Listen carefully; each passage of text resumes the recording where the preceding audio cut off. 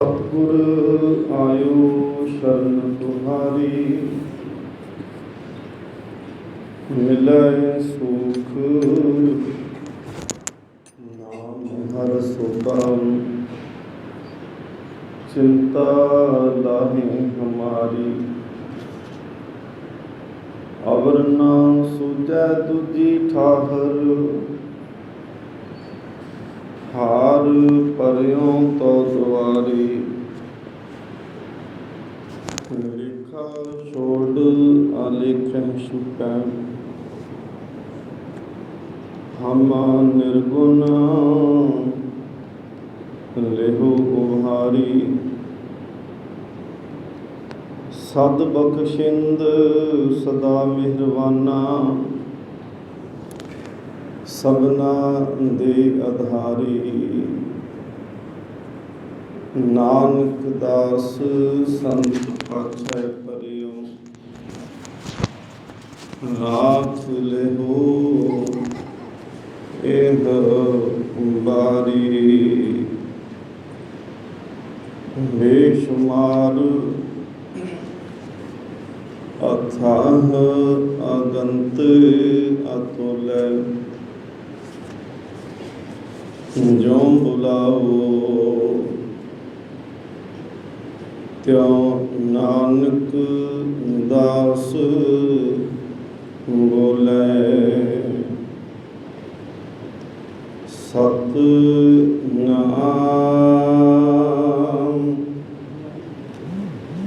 श्री वाहिगुरु जी, पात होए परम भुलानिया। दूजा लगा हेत, लख श्रृंगार बनाया। कारज नाहि केत, पादोए परम भुलानिया। दूजा लगा हेत, लख श्रृंगार बनाया। कारज नाहि केत, जित दिन देह बिनससी। तित वेला कहसन प्रेत, पकड़ चलायन दूत जामा। किसै ना देनी पीता, छड़ खड़ोते खिनै माहे। जिन स्यों लगा हेत, हाथ मरोड़ा तन कपे। सियाह हों हुआ सेत, जेहा बीजै सो लुनै। कर्मा संदड़ा खेत, नानक प्रभु शरनागति। चरण बोहिथ प्रभ देता, से पादोए नरक ना पाइया है। गुर रखन वाला हेत, नानक प्रभु शरनागति। चरण मोहित ਪ੍ਰਭ ਦੇਤਾ ਸੇ ਭਾਦੋਏ ਨਰਕ ਨਾ ਪਾਈਐ ਗੁਰ ਰੱਖਣ ਵਾਲਾ ਹੇਤਾ।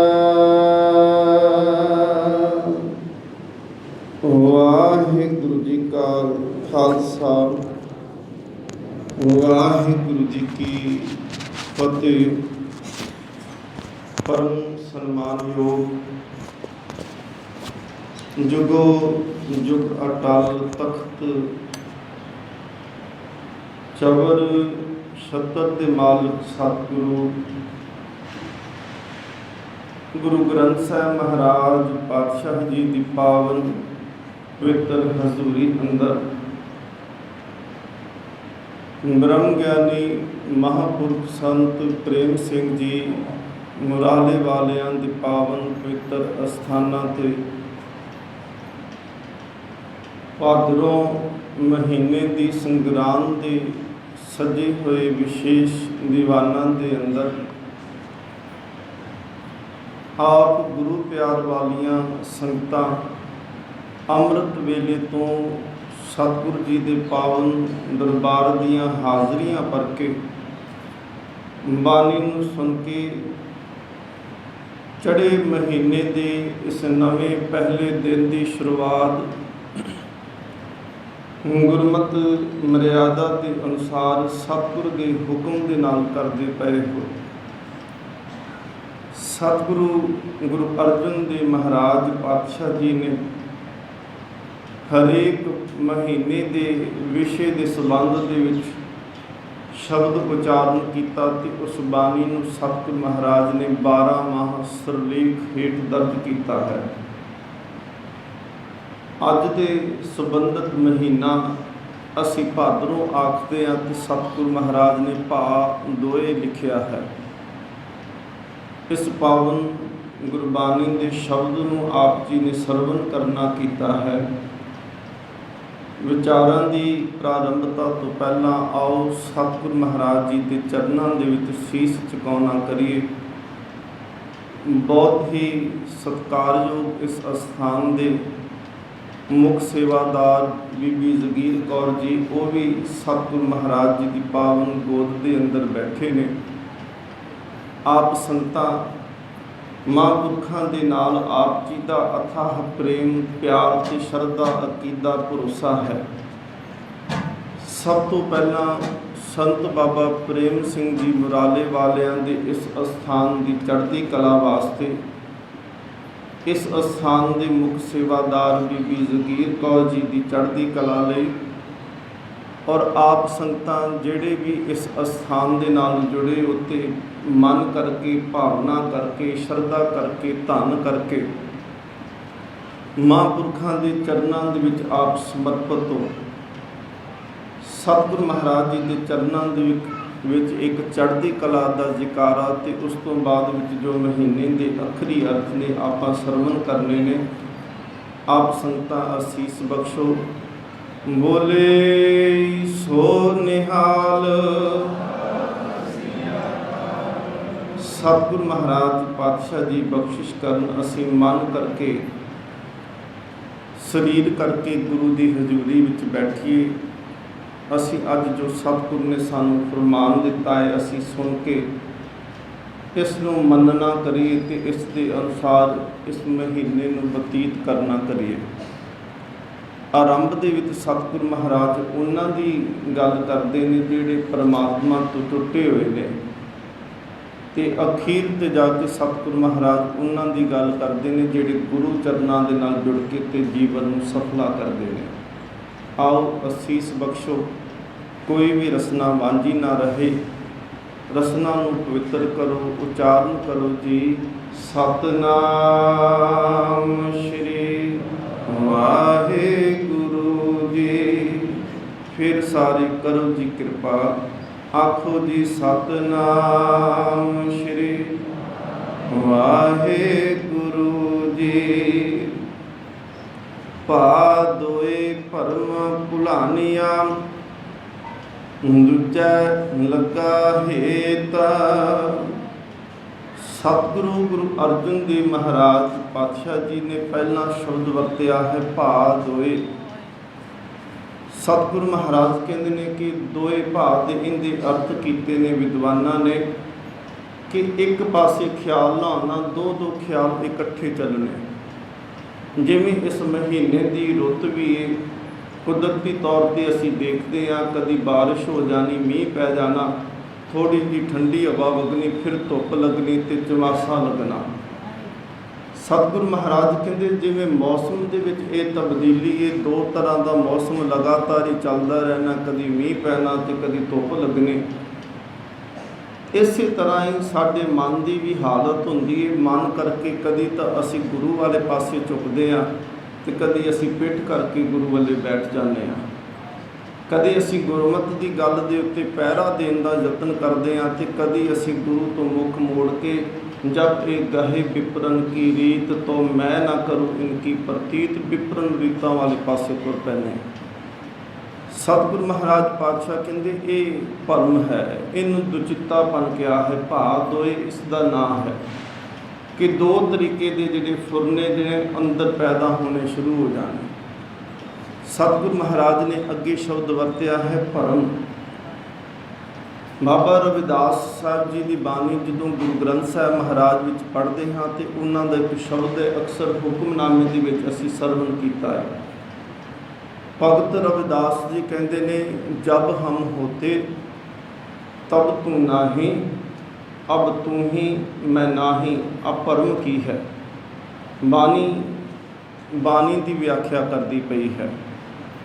ਭਗਤ ਰਵਿਦਾਸ ਕਹਿੰਦੇ ਨੇ ਜਿੰਨੀ ਦੇਰ ਤੱਕ ਮੇਰੇ ਅੰਦਰ ਮੈਂ ਮੌਜੂਦ ਸੀ ਉਨੀ ਦੇਰ ਤੱਕ ਵਾਹਿਗੁਰੂ ਜੀ ਤੁਸੀਂ ਨਹੀਂ ਟਿਕੇ, ਉਨੀ ਦੇਰ ਤੱਕ ਤੁਹਾਡਾ ਨਹੀਂ ਟਿਕਾ ਅੰਦਰ ਆਇਆ, ਤੁਸੀਂ ਨਿਵਾਸ ਹੀ ਨਹੀਂ ਕੀਤਾ। ਸਤਿਗੁਰੂ ਮਹਾਰਾਜ ਪਾਤਸ਼ਾਹ ਕਹਿੰਦੇ ਪਏ ਨੇ ਜਬ ਹਮ ਹੋਤੇ ਤਬ ਤੂੰ ਨਾਹੀਂ, ਉਨੀ ਦੇਰ ਤੱਕ ਤੂੰ ਨਹੀਂ ਸੀ, ਅਬ ਤੂੰ ਹੀ ਮੈਂ ਨਾਹੀਂ। ਕਹਿੰਦੇ ਜਿਸ ਦਿਨ ਦਾ ਤੂੰ ਆ ਕੇ ਹਿਰਦੇ ਦੇ ਵਿੱਚ ਵਸਿਆ ਹੈ ਉਸ ਦਿਨ ਤੋਂ ਬਾਅਦ ਵਿੱਚ ਮੈਂ ਜਿਹੜੀ ਹੈ ਅੰਦਰੋਂ ਮੁੱਕੀ ਗਈ ਹੈ। ਕਬੀਰ ਤੂੰ ਕਰਤਾ ਤੂੰ ਹੁਆ ਮੁਝ ਮੇਂ ਰਹਾ ਨਾ ਹੂੰ, ਜਬ ਆਪਾ ਪਰ ਕਾ ਮਿਟ ਗਿਆ ਜਤ ਦੇਖੋ ਤਤ ਤੂੰ, ਹੁਣ ਤੂੰ ਰਹਿ ਗਿਆ ਹੈ, ਮੈਂ ਅੰਦਰੋਂ ਖਤਮ ਹੋ ਗਈ। ਭਗਤ ਰਵਿਦਾਸ ਕਹਿੰਦੇ ਜਿੰਨੀ ਦੇਰ ਤੱਕ ਅੰਦਰ ਮੈਂ ਸੀ ਇਹ ਅਸਲ ਦੇ ਵਿੱਚ ਭਰਮ ਕਰਕੇ ਹੁੰਦਾ ਹੈ, ਭੁਲੇਖੇ ਦੇ ਕਰਕੇ ਹੁੰਦਾ ਹੈ, ਅਤੇ ਭੁਲੇਖੇ ਦੇ ਕਰਕੇ ਹੀ ਜੀਵ ਜਿਹੜਾ ਹੈ ਉਹ ਰੱਬ ਤੋਂ ਦੂਰ ਤੁਰਿਆ ਜਾਂਦਾ ਹੈ। ਭਗਤ ਜੀ ਕਹਿੰਦੇ ਨੇ ਜਿੰਨੀ ਦੇਰ ਤੱਕ ਮੈਂ ਸੀ ਅੰਦਰ ਹੰਕਾਰ ਜਿਉਂਦਾ ਪਿਆ ਸੀ, ਅਤੇ ਹੰਕਾਰ ਜਿਹੜਾ ਆ ਉਹ ਇੱਕ ਦੇ ਨਾਲ ਨਹੀਂ ਜੁੜਨ ਦਿੰਦਾ। ਹੁਣ ਕਹਿੰਦੇ ਜਿਸ ਦਿਨ ਦਾ ਹੰਕਾਰ ਖਤਮ ਹੋਇਆ ਉਸ ਦਿਨ ਦਾ ਤੂੰ ਆ ਕੇ ਹਿਰਦੇ ਵਿੱਚ ਬੈਠ ਗਿਆ। ਜਬ ਹਮ ਹੋਤੇ ਤਬ ਤੂੰ ਨਾਹੀਂ, ਅਬ ਤੂੰ ਹੀ ਮੈਂ ਨਾਹੀਂ। ਉਦਾਹਰਨਾਂ ਅੱਗੇ ਦਿੱਤੀਆਂ ਅਨਲ ਅਗੰਮ ਜੈਸੀ ਲਹਿਰ ਮੈਂ ਉਦਤ, ਜਲ ਕੇਵਲ ਜਲ ਮਾਹੀ। ਕਹਿੰਦੇ ਇਹ ਸਾਡਾ ਭੁਲੇਖਾ ਸੀ ਕਿ ਪਾਣੀ ਵੱਖਰਾ ਹੁੰਦਾ ਹੈ ਅਤੇ ਪਾਣੀ ਜਦੋਂ ਬੁਲਬੁਲਾ ਜਦੋਂ ਉੱਠਦਾ ਹੈ ਨਾ, ਝੱਗ ਬਣਦੀ ਹੈ, ਬੁਲਬੁਲੇ ਬਣਦੇ ਨੇ। ਜਦੋਂ ਜ਼ੋਰ ਦੀ ਹਵਾ ਚੱਲਦੀ ਹੈ ਅਤੇ ਪਾਣੀ ਦੇ ਨਾਲ ਟਕਰਾਉਂਦੀ ਹੈ ਅਤੇ ਪਾਣੀ ਦੇ ਵਿੱਚ ਲਹਿਰਾਂ ਪੈਦਾ ਹੁੰਦੀਆਂ ਨੇ। ਕਹਿੰਦੇ ਅਸੀਂ ਦੁਨਿਆਵੀ ਜੀਵ ਅਸੀਂ ਦੇਖ ਕੇ ਸਮਝਿਆ ਕਿ ਇਹ ਲਹਿਰ ਵਾਕੇ, ਅਸੀਂ ਲਹਿਰ ਕਹਿ ਦਿੱਤਾ, ਇਹ ਪਾਣੀ ਨਹੀਂ ਇਹ ਲਹਿਰ ਹੈ। ਅਸੀਂ ਕਹਿ ਦਿੱਤਾ ਇਹ ਬੁਲਬੁਲਾ ਹੈ, ਹਾਲਾਂਕਿ ਉਹ ਬੁਲਬੁਲਾ ਉਨੀ ਦੇਰ ਤੱਕ ਇਹ ਬੁਲਬੁਲਾ ਸੀ ਜਿੰਨੀ ਦੇਰ ਤੱਕ ਉਹਦੇ ਅੰਦਰ ਹਵਾ ਸੀ। ਜਦੋਂ ਹਵਾ ਨਿਕਲੀ ਅਤੇ ਫਿਰ ਉਹ ਪਾਣੀ ਦੀ ਬੂੰਦ ਬਣ ਕੇ ਵਿੱਚ ਡਿੱਗ ਪਿਆ। ਅਨਲ ਅਗੰਮ ਜੈਸੇ ਲਹਿਰ ਮੈਂ ਉਦਤ, ਜਲ ਕੇਵਲ ਜਲ ਮਾਹੀ। ਕਹਿੰਦੇ ਸਾਡਾ ਹੀ ਭਰਮ ਸੀ ਅਸਲ ਦੇ ਵਿੱਚ। ਅਸੀਂ ਪਾਣੀ ਨੂੰ ਵੱਖ ਸਮਝ ਕੇ ਬੈਠ ਕੇ ਅਤੇ ਲਹਿਰਾਂ ਨੂੰ ਵੱਖ ਸਮਝਿਆ। ਕਹਿੰਦੇ ਜਦੋਂ ਲਹਿਰਾਂ ਮੁੱਕੀਆਂ ਹਵਾ ਰੁਕ ਗਈ ਅਤੇ ਫਿਰ ਉਹ ਲਹਿਰਾਂ ਪਾਣੀ ਦਾ ਰੂਪ ਸੀ। ਕਹਿੰਦੇ ਸਾਡਾ ਭਰਮ ਖਤਮ ਹੋ ਗਿਆ। ਮਾਧਵੇ ਦੇ ਇੱਥੇ ਅਰਥ ਨੇ ਕਿ ਹੇ ਪਰਮਾਤਮਾ, ਕਿਉਂਕਿ ਰੱਬ ਨੂੰ ਪਰਮਾਤਮਾ ਨੂੰ ਭਗਤਾਂ ਨੇ ਇੱਕ ਨਹੀਂ ਅਨੇਕਾਂ ਨਾਵਾਂ ਦੇ ਨਾਲ ਯਾਦ ਕੀਤਾ ਹੈ, ਔਰ ਜਿਸ ਨਾਂ ਦੇ ਨਾਲ ਵੀ ਉਹਨਾਂ ਨੇ ਯਾਦ ਕੀਤਾ ਰੱਬ ਨੇ ਉਸੇ ਨਾਂ ਨਾਲ ਹੀ ਉਹਨਾਂ ਨੂੰ ਦਰਸ਼ਨ ਦਿੱਤੇ ਨੇ। ਪਰਮਾਤਮਾ ਦਾ ਸਤਿਗੁਰ ਮਹਾਰਾਜ ਕਹਿੰਦੇ ਇਹ ਕਿਰਤਮ ਨਾਮ ਨੇ, ਕਿਰਤ ਕਰਕੇ ਨਾਮ ਜਿਵੇਂ ਰੱਖੇ ਜਾਂਦੇ ਨੇ। ਜਿਵੇਂ ਦਾ ਕਿਸੇ ਨੇ ਅੰਦਰ ਪ੍ਰਤੀਤ ਕੀਤਾ ਉਵੇਂ ਦਾ ਹੀ ਉਹਦਾ ਨਾਂ ਲੈਣਾ ਸ਼ੁਰੂ ਕਰ ਦਿੱਤਾ ਤੇ ਉਹ ਪ੍ਰਮਾਤਮਾ ਬਿਲਕੁਲ। ਹੁਣ ਬੱਚਾ ਘਰ ਦੇ ਵਿੱਚ ਛੋਟਾ ਪੈਦਾ ਹੁੰਦਾ ਹੈ, ਉਹਦਾ ਆਪਣਾ ਨਾਮ ਕੋਈ ਨਹੀਂ, ਅਸੀਂ ਜਿਹੜੇ ਵੀ ਨਾਂ ਦੇ ਨਾਲ ਉਹਨੂੰ ਬੁਲਾਉਣਾ ਸ਼ੁਰੂ ਕਰਦੇ ਹਾਂ ਉਹਦੇ ਅੰਦਰ ਇਹ ਫੁਰਨਾ ਪੈਦਾ ਹੋ ਜਾਂਦਾ ਕਿ ਇਹ ਸ਼ਾਇਦ ਮੈਨੂੰ ਬੁਲਾਉਂਦੇ ਨੇ, ਤੇ ਬੱਚਾ ਫਿਰ ਉਸੇ ਨਾਮ ਨੂੰ ਸੁਣ ਕੇ ਬੁਲਾਉਣ ਵਾਲੇ ਦੇ ਪਾਸੇ ਤੁਰਿਆ ਜਾਂਦਾ ਹੈ। ਸਤਿਗੁਰੂ ਮਹਾਰਾਜ ਜੀ ਦੀ ਬਾਣੀ ਕਹਿੰਦੀ, ਮਾਧਵੇ ਕਿਆ ਕਹੀਏ ਭਰਮ ਐਸਾ, ਜੈਸਾ ਮਾਨੀਏ ਹੋਏ ਨਾ ਤੈਸਾ। ਸਤਿਗੁਰੂ ਮਹਾਰਾਜ ਕਹਿੰਦੇ ਭਾਦੋਏ ਭਰਮ ਭੁਲਾਨੀਆਂ। ਹੁਣ ਭਰਮ ਕੀ ਕਹਿੰਦੇ, ਹੁਣ ਜਿਸ ਤਰ੍ਹਾਂ ਦਾ ਅਸੀਂ ਅਸਲ ਦੇ ਵਿੱਚ ਸਮਝ ਕੇ ਬੈਠੇ ਹਾਂ ਰੱਬ ਜੀ, ਉਸ ਤਰ੍ਹਾਂ ਦਾ ਤੇ ਕਾਰ ਵਿਹਾਰ ਨਹੀਂ ਨਾ ਤੁਸੀਂ ਕਰਦੇ।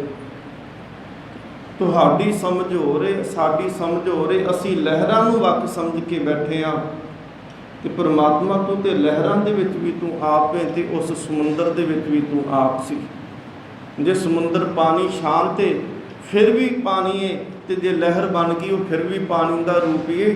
ਤੇ ਮਾਧਵੇ ਕਿਆ ਕਹੀਏ ਭਰਮ ਐਸਾ, ਜੈਸਾ ਮਾਨੀਐ ਹੋਏ ਨਾ ਤੈਸਾ। ਜਿਸ ਤਰ੍ਹਾਂ ਦਾ ਅਸੀਂ ਮੰਨ ਕੇ ਬੈਠੇ ਅਸਲ 'ਚ ਉਸ ਤਰ੍ਹਾਂ ਦਾ ਨਹੀਂ ਹੋ ਰਿਹਾ। ਫਿਰ ਇੱਕ ਉਦਾਹਰਨ ਉਹਨਾਂ ਨੇ ਹੋਰ ਦਿੱਤੀ, ਕਹਿਣ ਲੱਗੇ ਨਰਪਤ ਏਕ ਭਰਮ ਕੀ ਆ। ਕਹਿੰਦੇ ਨਰਪਤ ਏਕ ਸਿੰਘਾਸਨ ਸੋਇਆ। ਨਰਪਤ ਕਹਿੰਦੇ ਨੇ, ਨਰ ਕਹਿੰਦੇ ਨੇ ਮਨੁੱਖ, ਤੇ ਪਤ ਕਹਿੰਦੇ ਨੇ ਪਤੀ, ਮਨੁੱਖਾਂ ਦਾ ਪਤੀ, ਮਨੁੱਖਾਂ ਦਾ ਮਾਲਕ। ਕਹਿੰਦੇ ਇੱਕ ਰਾਜਾ ਸਿੰਘਾਸਨ ਦੇ ਉੱਤੇ ਬੈਠਾ ਹੈ, ਆਪਣੀ ਕੁਰਸੀ ਦੇ ਉੱਤੇ ਬੈਠਾ ਹੈ, ਰਾਜ ਦਰਬਾਰ ਲੱਗਿਆ ਤੇ ਉੱਥੇ ਉਹਨੂੰ ਬੈਠਿਆਂ ਬੈਠਿਆਂ ਨੀਂਦ ਆ ਗਈ, ਅੱਖ ਲੱਗ ਗਈ, ਉਸ ਦੀ ਸੌਂ ਗਿਆ। ਭਗਤ ਜੀ ਕਹਿੰਦੇ ਨੇ ਨਰਪਤ ਏਕ ਸਿੰਘਾਸਨ ਸੋਇਆ, ਸੁਪਨੇ ਭਇਆ ਭਿਖਾਰੀ, ਅਸ਼ਤ ਰਾਜ ਬਿਸ਼ਰਤ ਦੁਖ ਪਾਇਆ, ਸੋਗਤ ਭਈ ਹਮਾਰੀ। ਭਗਤ ਜੀ ਕਹਿਣ ਲੱਗੇ ਕਿ ਰਾਜੇ ਨੇ ਸੁਪਨਾ ਦੇਖਿਆ ਤੇ ਸੁਪਨੇ ਦੇ ਵਿੱਚ ਕੀ ਤੱਕਦਾ ਪਿਆ ਹੈ ਕਿ ਉਹ ਭਿਖਾਰੀ ਬਣਿਆ, ਭਿਖਾਰੀਆਂ ਦੇ ਘਰੇ ਜਨਮ ਹੋਇਆ ਹੈ, ਉਹ ਮੰਗਦਾ ਫਿਰਦਾ ਹੈ, ਹੱਥ ਦੇ ਵਿੱਚ ਬਾਟਾ ਫੜਿਆ ਹੈ। ਤੇ ਜਦੋਂ ਮੰਗਦਾ ਪਿਆ ਹੈ ਤੇ ਉਸ ਵੇਲੇ ਇੱਕਦਮ ਉਹਦੀ ਜਾਗ ਖੁੱਲੀ, ਕਿਉਂਕਿ ਜਦੋਂ ਮੰਗਤਾ ਕਿਸੇ ਦੇ ਦਰ ਦੇ ਉੱਤੇ ਮੰਗਣ ਵਾਸਤੇ ਜਾਂਦਾ ਹੈ ਤੇ ਉਦੋਂ ਕਈ ਵਾਰੀ ਕੋਈ ਝਿੜਕ ਮਾਰਦਾ ਹੈ, ਕਈ ਵਾਰੀ ਕੋਈ ਅੱਗੋਂ ਮਾੜੇ ਬੋਲ ਬੋਲਦਾ ਹੈ, ਤੇ ਇੱਕਦਮ ਭਿਖਾਰੀ ਜਿਵੇਂ ਡਰ ਕੇ ਪਿਛਾਂਹ ਹਟਿਆ ਤੇ ਕਹਿੰਦੇ ਜਾਗ ਖੁੱਲ ਗਈ। ਜਾਗ ਖੁੱਲੀ ਤੇ ਹੁਣ ਆਸੇ ਪਾਸੇ ਦੇਖਦਾ, ਮੈਂ ਤਾਂ ਸਿੰਘਾਸਨ ਤੇ ਬੈਠਾ, ਮੈਂ ਤਾਂ ਹੈ ਰਾਜਾ, ਪਰ ਇਹ ਦੁੱਖ ਜਿਹੜਾ ਮੈਨੂੰ ਪ੍ਰਤੀਤ ਹੋਇਆ, ਅੱਜ ਮਹਿਸੂਸ ਹੋਇਆ, ਇਹ ਕਿਹੜਾ ਭਰਮ ਸੀ। ਭਗਤ ਰਵਿਦਾਸ ਜੀ ਕਹਿੰਦੇ ਨੇ ਸੋਗਤ ਭਈ ਹਮਾਰੀ। ਕਹਿੰਦੇ ਸਾਡਾ ਵੀ ਇਹੀ ਹਾਲ ਹੈ ਜੀ ਅਸਲ ਦੇ ਵਿੱਚ। ਭਗਤ ਰਵਿਦਾਸ ਜੀ ਕਹਿੰਦੇ ਨੇ ਹੈ ਤਾਂ ਤੂੰ ਰਾਜੇ ਦਾ ਪੁੱਤਰ, ਹੈ ਤਾਂ ਤੂੰ ਉਹਦਾ ਪੁੱਤਰ ਜਿਹੜਾ ਕੋਟ ਬ੍ਰਹਿਮੰਡ ਕੋ ਠਾਕੁਰ ਸੁਆਮੀ, ਜਿਹੜਾ ਕਰੋੜਾਂ ਬ੍ਰਹਿਮੰਡਾਂ ਦਾ ਮਾਲਕ ਹੈ, ਤਾਂ ਤੂੰ ਉਹਦੀ ਅੰਸ਼ ਬੰਸ, ਜਿਹਨੂੰ ਸਤਿਗੁਰੂ ਮਹਾਰਾਜ ਕਹਿੰਦੇ ਨੇ ਮਨ ਤੋਂ ਜੋਤ ਸਰੂਪ ਹੈ ਆਪਣਾ ਮੂਲ ਪਛਾਣ। ਇਹ ਮਨਾ ਤੂੰ ਤੇ ਉਸ ਪਰਮ ਜੋਤ ਦਾ ਪੁੱਤਰ ਹੈ, ਪਰ ਆਪਣੇ ਤੂੰ ਮੂਲ ਤੋਂ ਟੁੱਟਿਆ ਹੋਣ ਕਰਕੇ ਤੂੰ ਇਹ ਭਿਖਾਰੀਆਂ ਵਾਲਾ ਜੀਵਨ ਬਤੀਤ ਕਰਦਾ ਪਿਆ। ਭਗਤ ਰਵਿਦਾਸ ਜੀ ਕਹਿੰਦੇ ਪਏ ਨੇ ਅਸਲ ਦੇ ਵਿੱਚ ਦੇਖ ਤੇਰਾ ਜੀਵਨ ਜਿਹੜਾ ਸੀ ਉਹ ਰਾਜਿਆਂ ਵਾਲਾ ਹੈ, ਪਰ ਕੇਵਲ ਤੂੰ ਭਰਮ ਦੇ ਕਰਕੇ ਸੁਪਨੇ ਵਾਂਗੂ ਜਿਵੇਂ ਉਹ ਭਿਖਾਰੀ ਬਣ ਗਿਆ ਉਵੇਂ ਤੂੰ ਭਿਖਾਰੀ ਬਣਿਆ ਬੈਠਾ। ਹੁਣ ਕੇਵਲ ਇਹ ਸੁਪਨ ਹੈ। ਸਤਿਗੁਰੂ ਮਹਾਰਾਜ ਕਹਿੰਦੇ ਜੀਵਨ ਸੁਪਨ ਸਮਾਨ, ਜਗ ਜੀਵਨ ਕੈਸਾ ਸੁਪਨੇ ਜੈਸਾ, ਜੀਵਨ ਸੁਪਨ ਸਮਾਨ। ਸਤਿਗੁਰੂ ਮਹਾਰਾਜ ਕਹਿੰਦੇ ਆ ਦੇਖੋ ਜੀਵਨ, ਜਿੰਨੀ ਦੇਰ ਤੱਕ ਅਸੀਂ ਰਾਤ ਨੂੰ ਸੁੱਤੇ ਪਿਆ ਸੁਪਨੇ ਦੇਖਦੇ ਹਾਂ, ਜਦੋਂ ਅੱਖ ਖੁੱਲ੍ਹ ਜਾਂਦੀ ਹੈ ਤੇ ਸੁਪਨਾ ਟੁੱਟਦਾ ਹੈ, ਤੇ ਜਿਸ ਆ ਦੁਨੀਆ ਦੇ ਜਾਗਦੀਆਂ ਅੱਖਾਂ ਵਾਲੇ ਸੁਪਨੇ ਦੇਖਦੇ ਪਏ ਆ, ਜਿਸ ਦਿਨ ਅੱਖਾਂ ਬੰਦ ਹੋਣੀਆਂ ਇਹ ਦੁਨੀਆ ਵਾਲਾ ਸੁਪਨਾ ਟੁੱਟ ਜਾਣਾ। ਰਾਤ ਦਾ ਸੁਪਨਾ ਅੱਖਾਂ ਖੁੱਲ੍ਹਣ ਦੇ ਨਾਲ ਟੁੱਟਦਾ ਪਿਆ ਏ, ਤੇ ਦਿਨ ਦਾ ਸੁਪਨਾ ਜਿਹੜਾ ਅਸੀਂ ਦੇਖਦੇ ਆ ਨਾ ਜਗਤ ਦਾ, ਸਤਿਗੁਰੂ ਮਹਾਰਾਜ ਕਹਿੰਦੇ ਉਦੋਂ ਟੁੱਟਣਾ ਜਿਸ ਦਿਨ ਅੱਖਾਂ ਬੰਦ ਹੁੰਦੀਆਂ ਨੇ। ਦੋਨੋਂ ਹੀ ਸੁਪਨੇ ਨੇ। ਇੱਕ ਸਤਿਗੁਰੂ ਮਹਾਰਾਜ ਵਿਦਵਾਨ ਇਸ ਨੂੰ ਕਹਿੰਦੇ ਨੇ ਇਹ ਦੋ ਤਰ੍ਹਾਂ ਦੀ ਨੀਂਦ ਹੈ। ਜਿਹੜੀ ਛੋਟੀ ਨੀਂਦ ਹੈ ਉਹ ਕਹਿੰਦੇ ਇਹ ਮੌਤ ਵਰਗੀ ਹੈ, ਤੇ ਜਿਹੜੀ ਮੌਤ ਹੈ ਉਹ ਵੱਡੀ ਨੀਂਦ ਵਰਗੀ। ਬੰਦਾ ਸੌਂਦਾ ਤੇ ਮੁੜ ਕੇ ਉੱਠਦਾ ਕਦੀ ਨਹੀਂ। ਭਗਤ ਜੀ ਕਹਿੰਦੇ ਨੇ ਨਰਪਤ ਏਕ ਸਿੰਘਾਸਨ ਸੋਇਆ, ਸੁਪਨੇ ਭਇਆ ਭਿਖਾਰੀ, ਅਸ਼ਤਰਾਜ बिशरत दुख पाया सोगत भई हमारी, माधवे क्या कहिए परम ऐसा, जैसा मानिए होए ना तैसा, नरपति एक ਸਿੰਘਾਸਨ सोया ना।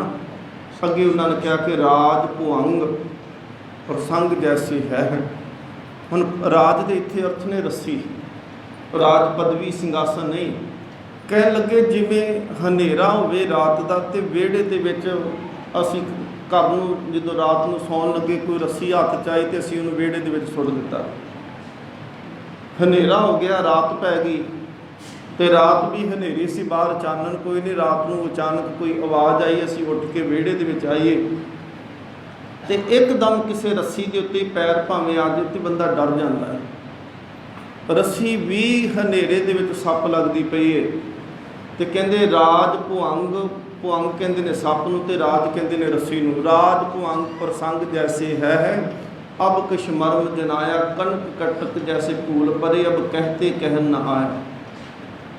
ਕਹਿੰਦੇ ਜਿਵੇਂ ਰੱਸੀ ਨੂੰ ਬੰਦਾ ਰਾਤ ਨੂੰ ਸੱਪ ਸਮਝ ਕੇ ਬੈਠ ਜਾਂਦਾ। ਕਿਉਂ ਸਮਝਿਆ? ਕਹਿਣ ਲੱਗੇ ਕਿਉਂਕਿ ਹਨੇਰਾ ਸੀ ਤੇ ਹਨੇਰੇ ਨੂੰ ਸਤਿਗੁਰੂ ਮਹਾਰਾਜ ਕਹਿੰਦੇ ਭਾ ਦੋਵੇਂ ਭਰਮ ਭੁਲਾਨੀਆਂ, ਭਰਮ ਹੈ ਹਨੇਰਾ ਹੀ ਤਾਂ ਭਰਮ ਹੈ। ਜੇ ਚਾਨਣ ਹੁੰਦਾ ਤੇ ਪਤਾ ਲੱਗ ਜਾਣਾ ਸੀ ਕਿ ਸਾਹਮਣੇ ਰੱਸੀ ਆ। ਜੇ ਜਾਗਦਾ ਹੁੰਦਾ, ਅੱਖਾਂ ਖੁੱਲੀਆਂ ਹੁੰਦੀਆਂ ਤੇ ਫਿਰ ਪਤਾ ਹੋਣਾ ਸੀ ਕਿ ਮੈਂ ਸਿੰਘਾਸਨ ਤੇ ਬੈਠਾ ਏ, ਮੈਂ ਤਾਂ ਰਾਜਾ ਹਾਂ। ਇੱਕ ਹੋਰ ਉਹਨਾਂ ਨੇ ਭਰਮ ਦੀ ਉਦਾਹਰਨ ਦੇ ਕੇ ਕਿਹਾ, ਕਹਿਣ ਲੱਗੇ ਦੇਖੋ ਅਸੀਂ ਵੱਖ-ਵੱਖ ਗਹਿਣੇ ਬਾਜ਼ਾਰੋਂ ਖਰੀਦ ਕੇ ਲੈ ਕੇ ਆਉਂਦੇ, ਸੋਨੇ ਦੇ ਗਹਿਣੇ ਖਰੀਦਦੇ ਹਾਂ, ਉਹਨਾਂ ਦੇ ਨਾਮ ਵੀ ਵੱਖ-ਵੱਖ ਨੇ। ਕੋਈ ਅਸੀਂ ਕਹਾਂਗੇ ਇਹ ਮੁੰਦਰੀ, ਇਹ ਕੜਾ, ਇਹ ਛਾਪ, ਇਹ ਚੈਨ, ਕਈ ਤਰ੍ਹਾਂ ਦੇ ਅਸੀਂ ਉਹਦੇ ਨਾਂ ਰੱਖੇ ਨੇ। ਕਹਿੰਦੇ ਅਸਲ ਦੇ ਵਿੱਚ ਇਹ ਸਾਡਾ ਭਰਮ ਹੈ, ਅਸੀਂ ਉਹਨਾਂ ਨੂੰ ਵੱਖ-ਵੱਖ ਸਮਝ ਕੇ ਬੈਠੇ ਹਾਂ। ਜੇ ਸਾਰੇ ਹੀ ਗਹਿਣਿਆਂ ਨੂੰ ਇੱਕ ਕੁਠਾਲੀ ਦੇ ਵਿੱਚ ਪਾ ਕੇ ਜਦੋਂ ਸੇਕ ਤੇ ਰੱਖਿਆ ਜਾਂਦਾ ਹੈ, ਉਹ ਗਹਿਣੇ ਨਹੀਂ ਰਹਿ ਜਾਂਦੇ, ਕੇਵਲ ਉਹ ਇੱਕ ਹੀ ਰਹਿ ਜਾਂਦਾ ਜਿਹੜਾ ਅਸਲ ਦੇ ਵਿੱਚ ਸਭ ਤੋਂ ਪਹਿਲਾਂ ਸੀ। ਇਹ ਤਾਂ ਭਰਮ ਹੈ ਨਾ। ਸਤਿਗੁਰੂ ਮਹਾਰਾਜ ਕਹਿੰਦੇ ਤੂੰ ਭਰਮ ਦੇ ਵਿੱਚ ਜਿਉਂਦਾ ਪਿਆ। ਆ ਜਿਹੜੀ ਅਨੇਕਤਾ ਤੈਨੂੰ ਦਿਸਦੀ ਪਈ ਆ, ਇਹ ਅਸਲ ਦੇ ਵਿੱਚ ਅਨੇਕਤਾ ਵੀ ਇੱਕ ਦੇ ਨਾਲ ਹੀ ਜੁੜੀ ਹੋਈ ਹੈ। ਸਤਿਗੁਰੂ ਮਹਾਰਾਜ ਕਹਿੰਦੇ ਅਨੇਕਤਾ ਨਹੀਂ, ਇਹ ਸਭ ਇੱਕ ਦੇ ਨਾਲ ਜੁੜੇ ਹੋਏ ਨੇ। ਇਹਦੇ ਅੰਦਰ ਅਨੇਕਤਾ ਦੇ ਅੰਦਰ ਵੀ ਏਕਤਾ ਵਰਤਦੀ ਪਈ ਹੈ। ਸਤਿਗੁਰੂ ਮਹਾਰਾਜ ਕਹਿੰਦੇ ਇਹ ਭਰਮ ਹੈ। ਇੱਕ ਹੋਰ ਸਤਿਗੁਰੂ ਨੇ ਉਦਾਹਰਨ ਗੁਰਬਾਣੀ ਵਿੱਚ ਭਰਮ ਦੀ ਦਿੱਤੀ ਹੈ। ਕਹਿਣ ਲੱਗੇ ਕਿ ਹਰ ਚੰਦਿਆਰੀ ਦੇਖ ਕਾਹੇ ਸੁਖ ਮਾਨਿਆ। ਜਦੋਂ ਕਦੀ ਧੁੱਪ ਲੱਗਦੀ ਤੇ ਅਸੀਂ ਬੱਦਲ ਛੋਟੇ ਛੋਟੇ ਬਣਦੇ ਤੇ ਉਹਦੇ ਵਿੱਚ ਕਈ ਵਾਰੀ ਕੋਈ ਊਠ ਬਣਿਆ, ਕੋਈ ਪਹਾੜ ਬਣਿਆ, ਕੋਈ ਹਾਥੀ ਬਣਿਆ, ਕੋਈ ਸ਼ੇਰ, ਵੱਖ-ਵੱਖ ਤਰ੍ਹਾਂ ਦੇ ਬੱਦਲਾਂ ਦੇ ਰੂਪ ਦਿਖਾਈ ਦਿੰਦੇ ਨੇ। ਅਸਲ ਦੇ ਵਿੱਚ ਇਹਨੂੰ ਹਰੀ ਚੰਦ ਰਾਜੇ ਦੀ ਨਗਰੀ ਕਿਹਾ ਜਾਂਦਾ ਹੈ।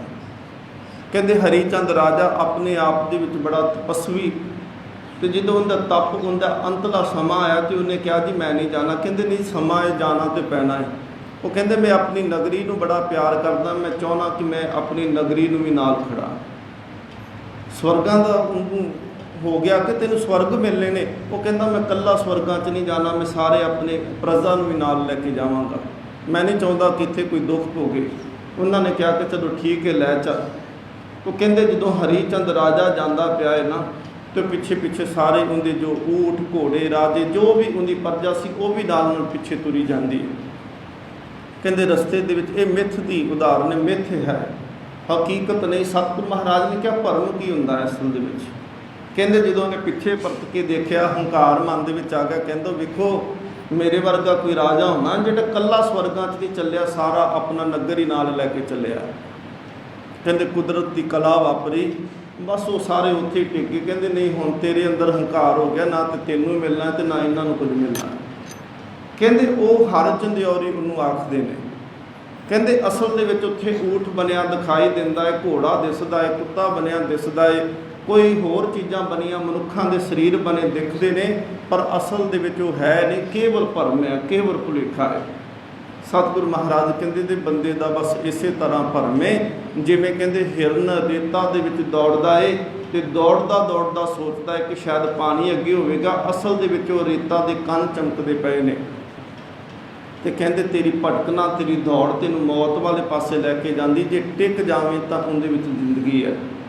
ਸਤਿਗੁਰੂ ਮਹਾਰਾਜ ਕਹਿੰਦੇ ਜਿੰਨੀ ਦੇਰ ਤੱਕ ਭਰਮੇਗਾ, ਭਰਮਣ ਵਾਲਾ ਕਿਤੇ ਵੀ ਟਿਕਾਣੇ 'ਤੇ ਨਹੀਂ ਪਹੁੰਚਦਾ। ਜਿਹਦੇ ਅੰਦਰ ਭਰਮ ਪੈਦਾ ਹੋ ਗਿਆ, ਭੁਲੇਖੇ ਦੇ ਵਿੱਚ ਦੌੜਦਾ ਪਿਆ। ਸਤਿਗੁਰੂ ਮਹਾਰਾਜ ਨੇ ਕਿਹਾ, ਦੂਸਰਾ ਸ਼ਬਦ ਵਰਤਿਆ ਕਹਿਣ ਲੱਗੇ ਭਾਦੋਵੇਂ ਭਰਮ ਭੁਲਾਣੀਆਂ, ਭਰਮ ਦੇ ਵਿੱਚ ਅਸੀਂ ਭਟਕਦੇ ਹੋਏ ਭੱਜੇ ਫਿਰਦੇ ਹਾਂ, ਦੂਜੇ ਲੱਗਾ ਹੇਤ। ਦੂਜੇ ਦੇ ਇੱਥੇ ਭਾਵ ਨੇ ਕਿ ਇੱਕ ਨੂੰ ਛੱਡ ਕੇ ਤੇ ਦੂਸਰੇ ਵਾਲੇ ਪਾਸੇ ਚਿੱਤ ਬਣ ਜਾਣਾ।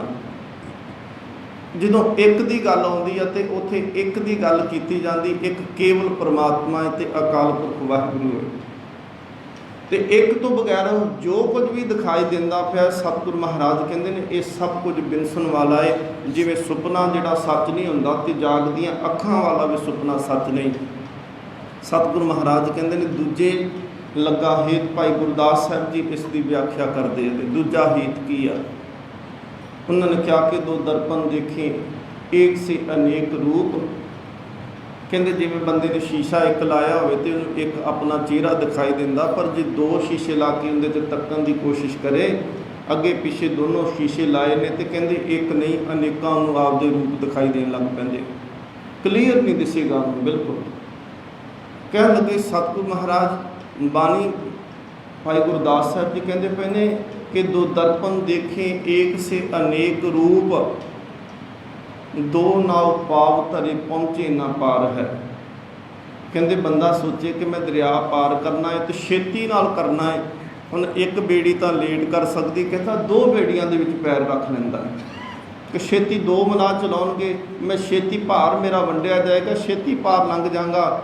ਸਿਆਣਾ ਬੰਦਾ ਦੇਖ ਕੇ ਕਹਿੰਦਾ ਜਿਹੜਾ ਤੂੰ ਇੱਕ ਨਹੀਂ ਦੋ ਬੇੜੀਆਂ 'ਚ ਪੈਰ ਰੱਖ ਕੇ ਬੈਠਾ ਹੈ, ਇਹ ਬੇੜੀਆਂ ਨੇ ਤੈਨੂੰ ਪਾਰ ਨਹੀਂ ਕਰਨਾ, ਸਗੋਂ ਤੈਨੂੰ ਵਿਚਕਾਰ ਜਾ ਕੇ ਡੋਬ ਦੇਣਾ।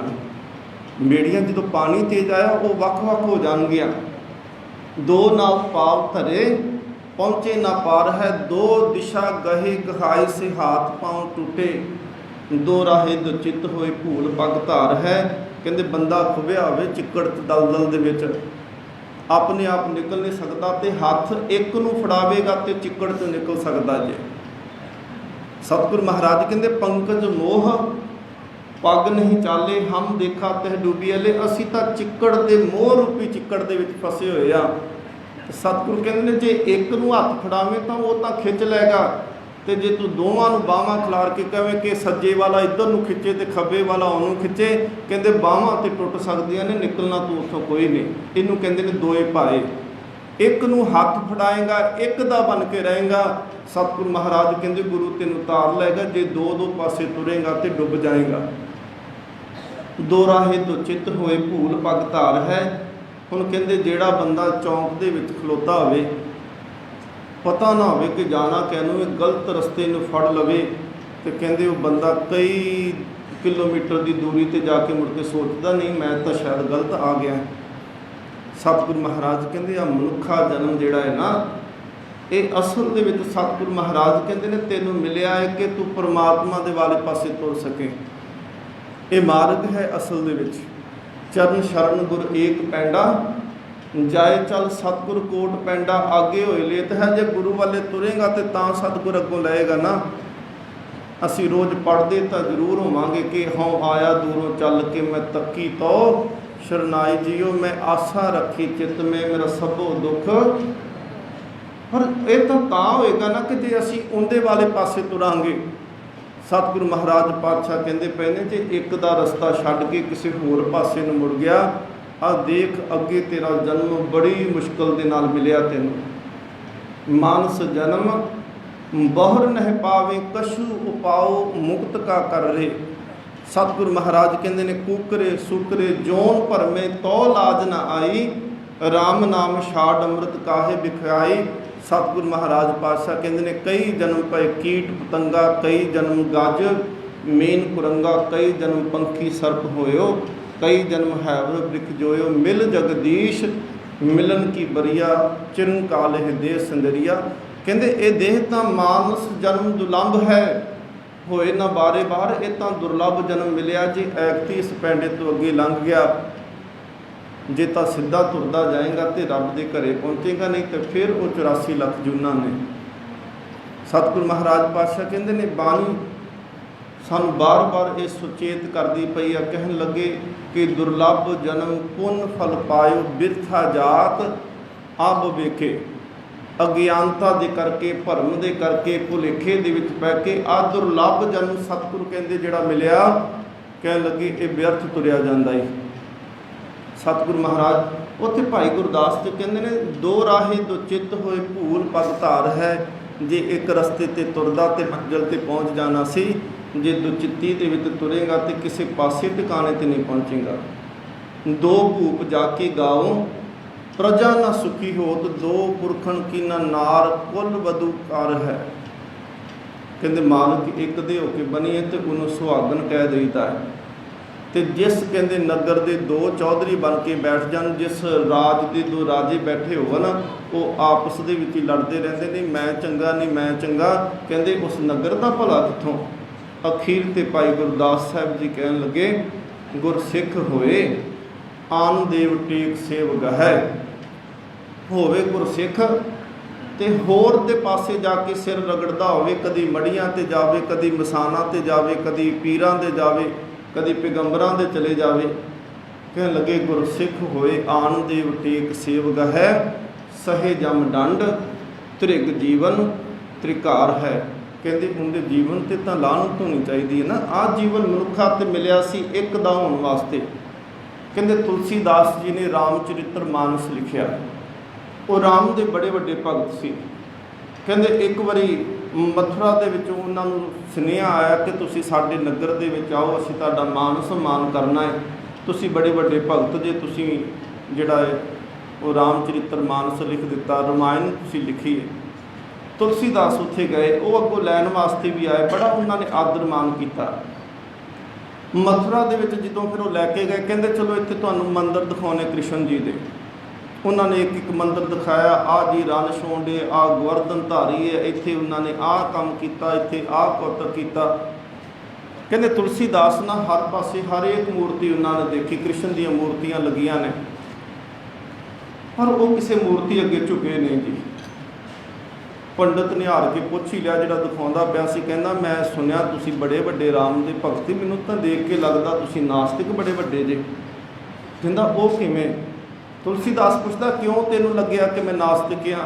कह लगा इन्नियां भगवान दीयां मूर्तियां दिखाइयां, इन्ने कृष्ण दे मंदिर दिखाए, तू एक जगह ते मत्था नहीं टेकिया। कहंदा वो सच्ची जे मैं एक थां ते भी नहीं टेकना, तू मैनूं होर भी जिन्ने मर्जी कृष्ण के मंदिर दिखा, मैं किते नहीं टेकना। कह लगे क्यों?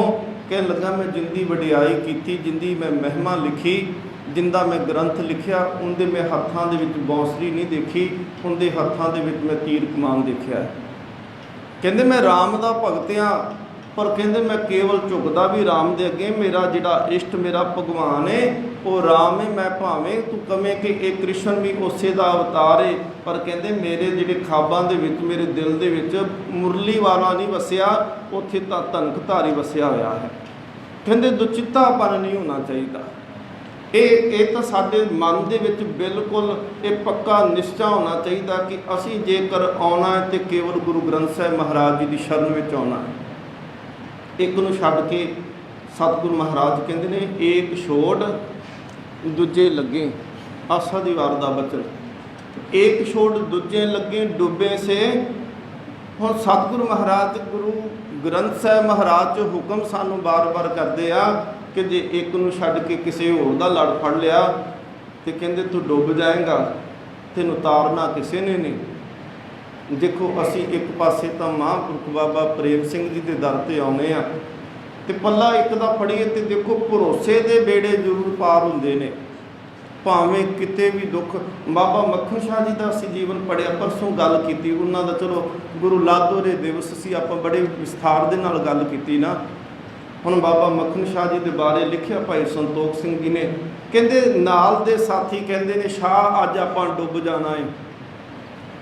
असी तूफान बड़े देखे पर वो छोटे सी, उन्हां चों बच के असी कई बारी निकले हाँ। जैसा तूफान जैसियां लहरां अज वगदियां पईयां ने, ऐसे तूफान चो अज तक कोई नहीं बच के निकलिया। वो कहते असी बचना नहीं, अज तो बस मौत सामने दिसदी पई है ना। तो उस वेले बाबा मक्खन शाह जी का मन नहीं जी बिल्कुल भी डोलिया, सिੱਖੀ ਦੇ ਨਾਲ जुड़े आ ना। सोना पेलिया के परिवार के उन्हें गुरु नानक के घर तो सिੱਖੀ मिली है, तो इन्नी लंबी घल ना है। तो गुरु तेग बहादुर जी का समा आ गया, 9 पातशाहियां की सिੱਖੀ ਨੂੰ ਮਾਣਿਆ ਹੋਵੇ जिन्हों ने, उनका मन किमें डोलेगा। ਅਸੀਂ ਤਾਂ ਚਲੋ ਸਾਡੇ ਤਾਂ ਹੋਰ ਵੀ ਵੱਡੇ ਭਾਗ ਨੇ। ਇੱਕ ਤਾਂ ਅਸੀਂ ਉਹਨਾਂ ਦੇ ਉੱਤਰਾਧਿਕਾਰੀ ਹਾਂ, ਇੱਕ ਉਹਨਾਂ ਦੀ ਅੰਸ਼ ਵੰਸ਼ ਦੇ ਵਿੱਚੋਂ ਆ, ਤੇ ਦੂਸਰਾ ਉਹਨਾਂ ਨੇ ਤਾਂ 9 ਪਾਤਸ਼ਾਹੀਆਂ ਦਾ ਆਸਰਾ ਲਿਆ, ਤੇ ਸਾਨੂੰ ਤੇ ਗੁਰੂ ਗੋਬਿੰਦ ਸਿੰਘ ਮਹਾਰਾਜ 10 ਪਾਤਸ਼ਾਹੀਆਂ ਦੀ ਜੋਤ ਨਾਲ ਜੋੜ ਕੇ ਉਹਨਾਂ ਨੇ ਕਿਹਾ ਕਿ ਨਹੀਂ, ਡੋਲਣਾ ਨਹੀਂ। ਕਹਿੰਦੇ ਮੇਰੇ ਬਾਬੇ ਨਾਨਕ ਦੇ ਅੰਦਰ ਇੰਨੀ ਤਾਕਤ ਆ, ਕਹਿੰਦੇ ਉਹ ਤਾਂ ਬਿਲਕੁਲ ਡੁੱਬੇ ਹੋਏ ਨੂੰ ਵੀ ਕੱਢ ਸਕਦੇ। ਅਜੇ ਤਾਂ ਅਸੀਂ ਡੁੱਬੇ ਵੀ ਕੋਈ ਨਹੀਂ, ਅਜੇ ਤਾਂ ਕੇਵਲ ਲਹਿਰਾਂ ਨੇ। ਕਹਿੰਦੇ ਉੱਥੇ ਭਾਈ ਸੰਤੋਖ ਸਿੰਘ ਜੀ ਲਿਖਦੇ ਨੇ, ਜਪਜੀ ਪੜ੍ਹ ਅਰਦਾਸ ਕੀਨੀ। ਜਪਜੀ ਸਾਹਿਬ ਦਾ ਪਾਠ ਕੀਤਾ। ਗੁਰੂ ਪਿਆਰਿਓ, ਜਪਜੀ ਨੂੰ ਇਕੱਲੇ ਅੱਖਰ ਨਾ ਸਮਝ ਕੇ ਬੈਠੋ, ਜਪਜੀ ਤਾਂ ਗੁਰੂ ਨਾਨਕ ਹੈ। ਗੁਰੂ ਨਾਨਕ ਦੀ ਅਸੀਂ ਸ਼ਤਾਬਦੀ ਮਨਾਉਣ ਚੱਲੇ ਆ ਨਾ, ਤੇ ਘੱਟ ਤੋਂ ਘੱਟ ਇੰਨਾ ਯਤਨ ਜ਼ਰੂਰ ਕਰੋ ਕਿ ਅਸੀਂ ਜਪਜੀ ਸਾਹਿਬ ਦੇ ਪਾਠ ਨੂੰ, ਬਾਣੀ ਨੂੰ ਕੰਠ ਕਰ ਲਈਏ। ਜਿਨ੍ਹਾਂ ਨੂੰ ਜਪਜੀ ਸਾਹਿਬ ਦਾ ਬਾਣੀ ਕੰਠ ਹੋ ਚੁੱਕੀ, ਉਹ ਇੰਨਾ ਉਦਮ ਕਰਨ ਅੱਗੇ ਤੁਰਨ ਇਸ ਤੋਂ, ਉਹ ਜਪਜੀ ਸਾਹਿਬ ਦੇ ਅਰਥ ਜ਼ਰੂਰ ਪੜ੍ਹਨ, ਤੇ ਜਿਨ੍ਹਾਂ ਨੇ ਅਰਥ ਵੀ ਪੜ੍ਹ ਲਏ ਨੇ ਉਹ ਇਸ ਤੋਂ ਅੱਗੇ ਤੁਰਨ ਸੁਰਤ ਦੇ ਨਾਲ ਟਿਕ ਕਰਕੇ ਇਹ ਸੋਚ ਕੇ ਜਪਜੀ ਪੜ੍ਹਿਆ ਕਰੋ ਕਿ ਸਤਿਗੁਰੂ ਗੁਰੂ ਨਾਨਕ ਮੇਰੇ ਸਾਹਮਣੇ ਬੈਠੇ ਸੁਣਦੇ ਪਏ ਨੇ। ਭਾਈ ਝੰਡਾ ਬਾਡੀ ਸੀ ਨਾ, ਗੁਰੂ ਨਾਨਕ ਦੇਵ ਮਹਾਰਾਜ ਪਾਤਸ਼ਾਹ ਨੂੰ ਕਹਿੰਦਾ ਸਤਿਗੁਰੂ ਬਾਣੀ ਪੜ੍ਹੀ ਦੀ ਇਹ ਮਨ ਨਹੀਂ ਲੱਗਦਾ। ਗੁਰੂ ਨਾਨਕ ਕਹਿੰਦੇ ਅੱਜ ਪੜ੍ਹ, ਬਾਣੀ ਪੜ੍ਹੀ ਤੇ ਰਸ ਬੜਾ ਆਇਆ। ਕਹਿੰਦੇ ਸਤਿਗੁਰੂ ਜਿੱਦਾਂ ਦਾ ਸਵਾਦ ਅੱਜ ਆਇਆ, ਜੋ ਆਨੰਦ ਅੱਜ ਆਇਆ, ਅੱਜ ਤੱਕ ਕਦੀ ਨਹੀਂ ਇਸ ਤਰ੍ਹਾਂ ਦਾ ਆਇਆ। ਕਹਿੰਦੇ ਅੱਜ ਕਿਉਂ ਆਇਆ? ਝੰਡਾ ਬਾਡੀ ਕਹਿਣ ਲੱਗਾ ਧੰਨ ਗੁਰੂ ਨਾਨਕ ਦੇਵ ਮਹਾਰਾਜ, ਅੱਜ ਤੁਸੀਂ ਸਾਹਮਣੇ ਬੈਠੇ ਸੀ ਤਾਂ ਆਇਆ। ਗੁਰੂ ਨਾਨਕ ਦੇਵ ਮਹਾਰਾਜ ਕਹਿੰਦੇ ਮੈਨੂੰ ਹਜ਼ੂਰੀ ਦੇ ਵਿੱਚ ਬਾਣੀ ਪੜ੍ਹਿਆ ਕਰ। ਬਾਣੀ ਜਦੋਂ ਵੀ ਪੜ੍ਹਨੀ ਹੈ ਹਜ਼ੂਰੀ ਦੇ ਵਿੱਚ ਪੜ੍ਹਨੀ, ਦੂਰੀ ਦੇ ਵਿੱਚ ਨਹੀਂ ਪੜ੍ਹਨੀ।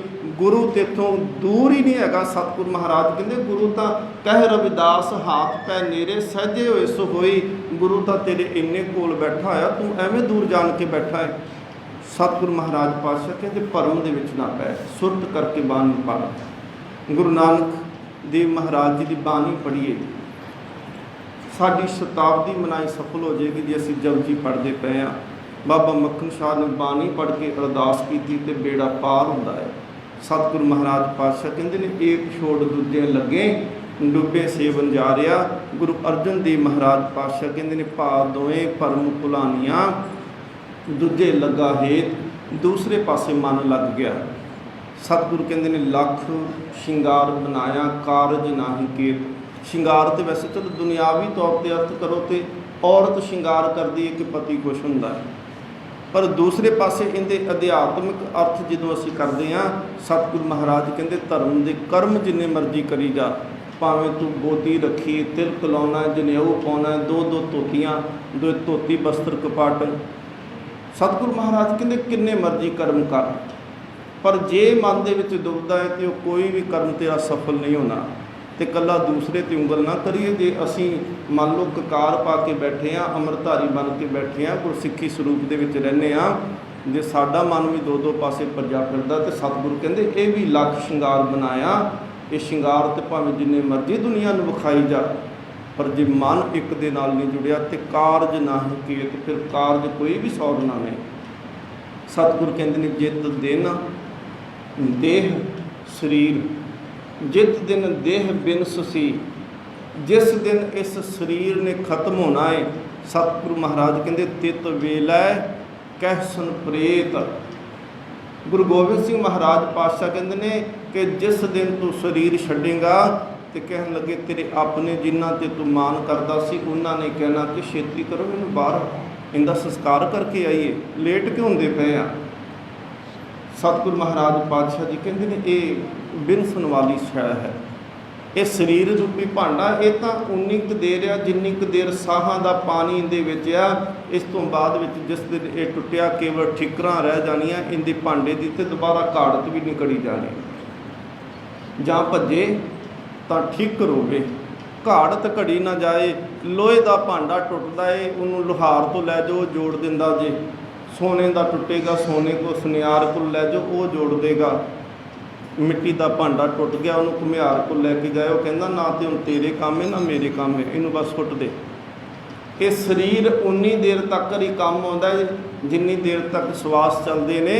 ਸਤਿਗੁਰੂ ਮਹਾਰਾਜ ਕਹਿੰਦੇ ਘਰਦਿਆਂ ਦੇ ਕੰਮ ਵੀ ਤੂੰ ਉਨੀ ਦੇਰ, ਤੇ ਗੁਰੂ ਦੇ ਕੰਮ ਵੀ ਉਨੀ ਦੇਰ ਜਿੰਨੀ ਦੇਰ ਤੱਕ ਤੁਰਦਾ ਫਿਰਦਾ ਹੈ। ਜਿਤ ਦਿਨ ਦੇਹ ਬਿਨਸੀ, ਜਿਸ ਵੇਲੇ ਸਰੀਰ ਖਤਮ ਹੋਇਆ, ਆਤਮਾ ਵਿੱਚੋਂ ਨਿਕਲੀ, ਸਤਿਗੁਰੂ ਮਹਾਰਾਜ ਕਹਿੰਦੇ ਨੇ ਤਿਤ ਵੇਲੇ ਕੈਸਨ ਪ੍ਰੇਤ, ਉਦੋਂ ਤੈਨੂੰ ਪ੍ਰੇਤ ਕਹਿ ਕੇ ਕਹਿੰਦੇ ਘਰੋਂ ਬਾਹਰ ਕੱਢ ਦੇਣਾ ਹੈ ਨਾ। ਕਹਿਣ ਲੱਗੇ ਪਕੜ ਚਲਾਇਨ ਦੂਤ ਜੰਮ, ਕਿਸੇ ਨਾ ਦੇਣੀ ਭੇਤ। ਭੇਤ ਕਹਿੰਦੇ ਨੇ ਕਿਸੇ ਨੂੰ ਸੁਨੇਹਾ ਸਲਾਹ ਥੋੜ੍ਹੀ ਕੀਤੀ, ਕਿਸੇ ਨੂੰ ਦੱਸਿਆ ਨਹੀਂ ਕਿ ਕਿੱਥੇ ਲੈ ਕੇ ਚੱਲੇ ਆ। ਜਿੱਤ ਪਕੜ ਚਲਾਇਨ ਦੂਤ ਜੰਮ, ਦੂਤਾਂ ਨੇ ਪਕੜਿਆ ਤੇ ਫੜ ਕੇ ਲੈ ਗਏ। ਕਹਿੰਦੇ ਕਿਸੇ ਨੂੰ ਵੀ ਪਿੱਛੇ ਭੇਤ ਨਹੀਂ ਦੱਸਿਆ ਕਿ ਕਿੱਥੇ ਲੈ ਕੇ ਗਏ। ਅਸੀਂ ਇੱਥੋਂ ਚਲੋ ਜਾਣੇ, ਵਿਦੇਸ਼ ਜਾਣਾ, ਕਿਤੇ ਵੀ ਬਾਹਰ ਜਾਣਾ, ਅਸੀਂ ਸਾਰਾ ਕੁਝ ਦੱਸ ਦੇਣਾ ਕਿ ਇੰਨੇ ਵਜੇ ਅਸੀਂ ਪਹੁੰਚਾਂਗੇ, ਜਾ ਕੇ ਫੋਨ ਕਰਾਂਗੇ, ਸਮਾਨ ਨਾਲ ਲੈ ਕੇ ਜਾਂਦੇ ਹਾਂ।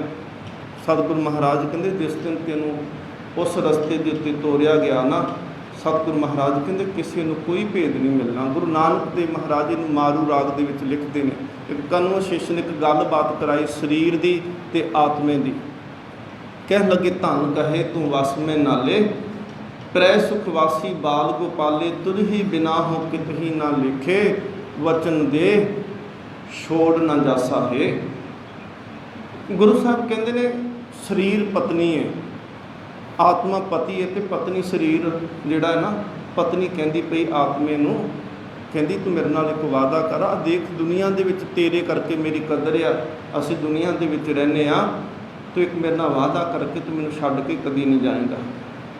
ਪਤੀ ਦਾ ਸਾਥ ਮੰਗਦੀ ਪਈ ਹੈ। ਧੰਨ ਕਹੇ ਤੂੰ ਵਸ ਮੈਂ ਨਾਲੇ, ਪ੍ਰੈ ਸੁਖਵਾਸੀ ਬਾਲ ਕੋ ਪਾਲੇ, ਤੁਝੇ ਬਿਨਾ ਹੋ ਕਿਤੇ ਨਾ ਲਿਖੇ, ਵਚਨ ਦੇ ਮੇਰਾ ਵਾਅਦਾ ਇਹ ਕਰਕੇ ਛੋੜ ਨਾ ਜਾਸਾ ਹੈ। ਕਹਿੰਦੇ ਜੋ ਬਚਨ ਇਹਨੇ ਸੁਣੇ ਨਾ, ਆਤਮੇ ਨੇ ਸੁਣੇ, ਉਹਨੇ ਕਿਹਾ ਨਹੀਂ ਨਹੀਂ ਇਸ ਤਰ੍ਹਾਂ ਨਹੀਂ ਜੀ ਹੋਣਾ। ਕਹਿੰਦੇ ਫਿਰ ਕਹਿਆ ਹਾਂ ਹੁਕਮੀ ਬੰਦਾ, ਉਹ ਭਾਰੋ ਠਾਕੁਰ ਦੀ ਸਕਾਨ ਨਾ ਛੰਦਾ। ਆਤਮੇ ਨੇ ਕਿਹਾ ਮੈਂ ਤਾਂ ਹੁਕਮ ਦੇ ਵਿੱਚ ਬੱਝਾ ਆਇਆ ਤੇ ਮੈਂ ਤਾਂ ਉਨੀ ਦੇਰ ਤੇਰੇ ਤੱਕ ਰਹਿ ਸਕਦਾ ਜਿੰਨੀ ਦੇਰ ਤੱਕ ਮੈਨੂੰ ਰੱਬ ਰੱਖੇਗਾ। ਫਿਰ ਕਹਿਆ ਹਾਂ ਹੁਕਮੀ ਬੰਦਾ, ਉਹ ਭਾਰੋ ਠਾਕੁਰ ਜਿਸ ਕਾਨ ਨਾ ਛੰਦਾ, ਜਿਚਰ ਰਾਖੇ ਤਿਚਰ ਤੁਮ ਸੰਗ ਰਹਿਣਾ, ਜਾਂ ਸੱਦੇ ਤਾਂ ਊਠ ਸਿਧਾਸਾ ਹੈ। ਜਦੋਂ ਉਹਨੇ ਸੱਚੀ ਗੱਲ ਦੱਸੀ ਕਿ ਮੈਂ ਤਾਂ ਉਨੀ ਦੇਰ ਰਹਿਣਾ ਜਿੰਨੀ ਦੇਰ ਤੱਕ ਰੱਬ ਨੇ ਰੱਖਣਾ ਹੈ। ਜੋ ਧਨ ਬਚਨ ਕਹੇ ਫਿਰ ਸਾਚੇ। ਕਹਿੰਦੇ ਮਾਲਕ ਨੇ, ਪਤੀ ਨੇ, ਆਤਮੇ ਨੇ ਜਦੋਂ ਸੱਚੀਆਂ ਗੱਲਾਂ ਕਹੀਆਂ ਨਾ, ਤਨ ਕਛੂ ਨਾ ਸਮਝੇ ਚੰਚਲ ਕਾਕੇ। ਕਹਿੰਦੇ ਆਤਮਾ ਕਹਿੰਦੀ ਆ ਕਿ ਤੂੰ ਝੂਠ ਬੋਲਦਾ ਹੈ, ਸਰੀਰ ਕਹਿੰਦਾ ਹੈ ਕਿ ਤੂੰ ਮੇਰੇ ਤੋਂ ਬਗੈਰ ਕਿਵੇਂ ਰਹਿ ਸਕਦਾ ਹੈ। ਕਹਿੰਦੇ ਬਹੁਰ ਬਹੁਰ ਪਿਰਹੀ ਸੰਗ ਮਾਨੇ, ਉਹ ਬਾਤ ਜਾਣੇ ਘਰਾਸਾ ਹੈ, ਉਹ ਤਾਂ ਮਜ਼ਾਕ ਸਮਝਦੀ ਪਈ ਸੀ। ਸਤਿਗੁਰੂ ਗੁਰੂ ਨਾਨਕ ਦੇਵ ਮਹਾਰਾਜ ਕਹਿੰਦੇ ਆਈ ਆਗਿਆ ਪਿਰਹੋਂ ਬੁਲਾਇਆ, ਨਾ ਤਨ ਪੁੱਛੀ ਨਾ ਮਤਾ ਪਕਾਇਆ, ਊਠ ਸਦਾਇਓ ਛੁੱਟਰ ਮਾਟੀ, ਦੇਖ ਨਾਨਕ ਮਿਥਨ ਮੁਹਾਸਾ ਹੈ। ਸਤਿਗੁਰੂ ਮਹਾਰਾਜ ਕਹਿੰਦੇ ਕਿਸੇ ਨਾ ਦੇਣੀ ਭੇਟ, ਊਠ ਸਦਾਇਓ ਛੁੱਟਰ ਮਾਟੀ। ਕਹਿੰਦੇ ਆਪ ਦੇਖੋ ਮਿੱਟੀ ਦੇ ਵਿੱਚੋਂ ਆਤਮਾ ਨਿਕਲ ਗਿਆ ਤੇ ਸਿਰਫ ਮਿੱਟੀ ਛੁੱਟਰ ਰਹਿ ਗਈ। ਸਤਿਗੁਰੂ ਮਹਾਰਾਜ ਕਹਿੰਦੇ ਕਿਸੇ ਨਾ ਦੇਣੀ ਭੇਟ। ਭੇਟ ਥੋੜ੍ਹਾ ਦੱਸਿਆ ਕਿ ਕਿੱਥੇ ਲੈ ਕੇ ਗਏ। ਛੱਡ ਖੜੋਤੇ ਖਿਨੇ ਮਾਹੇ, ਜਿਨ ਸਿਓ ਲੱਗਾ ਹੈ। ਹੇਤ ਕਹਿੰਦੇ ਆ ਪਿਆਰ ਨੂੰ। ਕਹਿੰਦੇ ਜਿਸ ਜਿਸ ਚੀਜ਼ ਦੇ ਨਾਲ ਵੀ ਪਿਆਰ ਕੀਤਾ, ਘਰ ਨਾਲ, ਪਰਿਵਾਰ ਨਾਲ, ਕੋਠੀ ਨਾਲ, ਜ਼ਮੀਨ ਨਾਲ, ਜਾਇਦਾਦ ਨਾਲ, ਅਹੁਦੇ ਨਾਲ, ਗੁਣਾਂ ਦੇ ਨਾਲ, ਸਤਿਗੁਰੂ ਗੁਰੂ ਅਰਜਨ ਦੇਵ ਮਹਾਰਾਜ ਕਹਿੰਦੇ ਛੱਡ ਖੜੋਤੇ ਖਿਨੇ ਮਾਹੇ। ਇਹਨਾਂ ਦੇ ਵਿੱਚੋਂ ਪਿਆਰ ਤੇ ਤੂੰ ਸਾਰਿਆਂ ਨਾਲ ਕੀਤਾ, ਪਰ ਨਾਲ ਕੌਣ ਤੁਰਿਆ? ਗੁਰੂ ਨਾਨਕ ਦੇਵ ਮਹਾਰਾਜ ਕਹਿੰਦੇ ਨੇ ਸੱਜਣ ਸੇ ਨਾਲ ਮੈਂ ਚਲਦਿਆਂ ਨਾਲ ਚਲਨ, ਜਿੱਥੇ ਲੇਖਾ ਮੰਗੀਏ ਤਿੱਥੇ ਖੜੇ ਦੇ ਸਨ। ਸੱਜਣ ਤੇ ਉਹ ਹੁੰਦੇ ਜਿਹੜੇ ਨਾਲ ਤੁਰ ਸਕਣ। ਤੇ ਕਹਿੰਦੇ ਆਹ ਜਿਹੜੇ ਜੋ ਕੁਝ ਤੂੰ ਹੇਤ ਕਰਕੇ, ਪਿਆਰ ਕਰਕੇ ਸਹੇੜ ਕੇ ਬੈਠਾ ਹੈ, ਇਹਦੇ ਵਿੱਚੋਂ ਕਿਹੜੀ ਚੀਜ਼ ਹੈ ਜਿਹੜੀ ਤੇਰੇ ਨਾਲ ਚੱਲੇ? ਹੱਥ ਮਰੋੜਾ। ਇਹ ਜੀ ਅਸਲ 'ਚ ਅੰਤਮ ਸਮੇਂ ਦੀ ਗੱਲ ਹੈ। ਇਹਨੂੰ ਚਲੋ ਇਹ ਨਾ ਸੋਚੋ ਕਿ ਸੰਗਰਾਮ ਦਾ ਦਿਨ ਤੇ ਮੌਤ ਦੀ ਗੁਰੂ ਗੱਲ ਕਰੀ ਜਾਂਦਾ। ਸਤਿਗੁਰੂ ਮਹਾਰਾਜ ਕਹਿੰਦੇ ਇਹ ਤਾਂ ਪਰਮ ਸੱਚ ਆ ਨਾ। ਪਹਿਲਾਂ ਤਾਂ ਸਤਿਗੁਰੂ ਕਹਿੰਦੇ ਨੇ ਮਰਨ ਨੂੰ ਕਬੂਲ ਕਰਨਾ ਸਿੱਖ ਲਾ। ਅਸੀਂ ਹਰੇਕ ਚੀਜ਼ ਸੁੱਖ ਨੂੰ ਕਬੂਲ ਕਰਦੇ, ਦੁੱਖ ਨੂੰ ਨਹੀਂ ਅਸੀਂ ਕਬੂਲ ਕਰਨਾ ਚਾਹੁੰਦੇ। ਅਸੀਂ ਜਨਮ ਤਾਂ ਪ੍ਰਵਾਨ ਕਰ ਲੈਂਦੇ, ਅਸੀਂ ਮੌਤ ਨੂੰ ਨਹੀਂ ਪ੍ਰਵਾਨ ਕਰਨਾ ਚਾਹੁੰਦੇ। ਅਸੀਂ ਸੁੱਖ ਤੇ ਮੰਗਦੇ ਹਾਂ, ਅਸੀਂ ਦੁੱਖ ਨਹੀਂ ਮੰਗਦੇ ਪਏ। ਪਰ ਸਤਿਗੁਰੂ ਕਹਿੰਦੇ ਨੇ ਇਹ ਤਾਂ ਦੋਨੇ ਚੀਜ਼ਾਂ ਇਕੱਠੀਆਂ ਚੱਲਣੀਆਂ ਨੇ। ਹੱਥ ਮਰੋੜੇ, ਹੱਥ ਕਹਿੰਦੇ ਉਸ ਵੇਲੇ ਮਰੋੜੇ ਜਾਂਦੇ ਆ, ਮੁੜਨ ਲੱਗ ਪੈਂਦੇ ਨੇ ਹੱਥ। ਜਦੋਂ ਅਖੀਰਲਾ ਸਵਾਸ ਨਿਕਲਦੇ ਆ ਨਾ ਜੀ, ਸਤਿਗੁਰੂ ਮਹਾਰਾਜ ਕਹਿੰਦੇ ਉਸ ਵੇਲੇ ਹੱਥ ਮੁੜਦੇ ਪਏ ਨੇ, ਤਨ ਕੱਪੇ, ਸਰੀਰ ਕੰਬਣ ਲੱਗ ਪੈਂਦਾ ਹੈ। ਰੰਗ ਭਾਵੇਂ ਗੋਰਾ ਹੋਵੇ, ਭਾਵੇਂ ਕਾਲਾ ਹੋਵੇ, ਭਾਵੇਂ ਲਾਲ ਹੋਵੇ। ਕਹਿੰਦੇ ਸਿਆਹ ਹੋਵਾ ਸੇਤ, ਕਾਲੇ ਰੰਗ ਵਾਲੇ ਵੀ ਉਸ ਵੇਲੇ ਐ ਚਿੱਟੇ ਪੂਣੀ ਵਰਗੇ ਹੋ ਜਾਂਦੇ ਆ। ਸਿਆਹ ਹੋਵਾ ਸੇਤ। ਸਤਿਗੁਰੂ ਮਹਾਰਾਜ ਕਹਿੰਦੇ ਹੁੰਦਾ ਕਿਉਂ? ਕਹਿੰਦੇ ਜੀਹਾ ਬੀਜੇ ਸੋ ਲੁਨੇ, ਕਹਿੰਦੇ ਤੂੰ ਬੀਜ ਇਸ ਤਰ੍ਹਾਂ ਦੇ ਬੀਜੇ। ਹੁਣ ਸਤਿਗੁਰ ਮਹਾਰਾਜ ਕਹਿੰਦੇ ਗੁਰਮੁਖ ਕੱਲੇ ਆਨ ਜਾਵਨ ਸੱਦਿਆਂ। ਹੁਣ ਗੁਰਮੁਖ ਦਾ ਵੀ ਤਾਂ ਮਰਨਾ ਹੁੰਦਾ ਹੈ ਨਾ, ਮੌਤ ਤਾਂ ਗੁਰਮੁਖ ਦੇ ਸਰੀਰ ਨੂੰ ਵੀ ਆਉਂਦੀ ਹੈ, ਸੰਤ ਦਾ ਸਰੀਰ ਵੀ ਖਤਮ ਹੁੰਦਾ ਹੈ, ਗੁਰੂ ਦਾ ਅਵਤਾਰ ਦਾ ਭਗਤ ਦਾ ਸਰੀਰ ਵੀ ਮੁੱਕਦਾ ਹੈ। ਪਰ ਉਹ ਤਾਂ ਕਹਿੰਦੇ ਨੇ ਨਹੀਂ, ਮੋਹਿ ਮਰਨੇ ਕਾ ਚਾਉ ਹੈ, ਮਰੋ ਤਾਂ ਹਰ ਕੀ ਦੁਆਰ। ਉਹ ਤਾਂ ਇਹ ਕਹਿੰਦੇ ਨੇ ਜਿਹ ਮਰਨੇ ਸਭ ਜਗਤ ਤਰਾਸਿਆ, ਸੋ ਮਰਨਾ ਗੁਰ ਸ਼ਬਦ ਪ੍ਰਗਾਸਿਆ। ਅਬ ਕੈਸੇ ਮਰੂ ਮਰਨ ਮਨ ਮਾਨਿਆ, ਮਰ ਮਰ ਜਾਤੇ ਜਿਨ ਰਾਮ ਨਾ ਜਾਣਿਆ। ਉਹ ਤੇ ਕਹਿੰਦੇ ਮੌਤ ਤਾਂ ਆਨੰਦ ਹੈ। ਸਤਿਗੁਰ ਮਹਾਰਾਜ ਕਹਿੰਦੇ ਪਰ ਬੀਜ ਇਸ ਤਰ੍ਹਾਂ ਦੇ ਬੀਜੇ, ਜਿਹਾ ਬੀਜੈ ਸੋ ਲੁਨੇ। ਕਰਮਾਂ ਸੰਦੜਾ ਖੇਤ, ਇਹ ਕਹਿੰਦੇ ਕਰਮਾਂ ਦਾ ਖੇਤ ਹੈ, ਜਿਵੇਂ ਦੀ ਫਸਲ ਬੀਜਦੇ ਆ ਵੱਢਣੀ ਆਪ ਨੂੰ ਹੀ ਪੈਂਦੀ ਹੈ। ਨਾਨਕ ਪ੍ਰਭ ਸ਼ਰਨਾਗਤੀ, ਚਰਨ ਬੋਹਿਤ ਪ੍ਰਭ ਦੇਤ। ਹੇ ਵਾਹਿਗੁਰੂ ਜੀ, ਇਹ ਸੰਸਾਰ ਸਮੁੰਦਰ ਇਹਦੇ 'ਚ ਡੁੱਬਦੇ ਸਾਰੇ ਪਏ ਨੇ, ਪਰ ਕਿਰਪਾ ਕਰ ਮੈਂ ਤੇਰੀ ਸ਼ਰਨ 'ਚ ਆਇਆ। ਚਰਨ ਬੋਹਿਤ, ਆਪਣੇ ਚਰਨਾਂ ਦਾ ਜਹਾਜ਼ ਦੇ ਉੱਤੇ ਬਿਠਾਉਣਾ ਸ਼ੁਰੂ ਕਰ ਸਾਂ।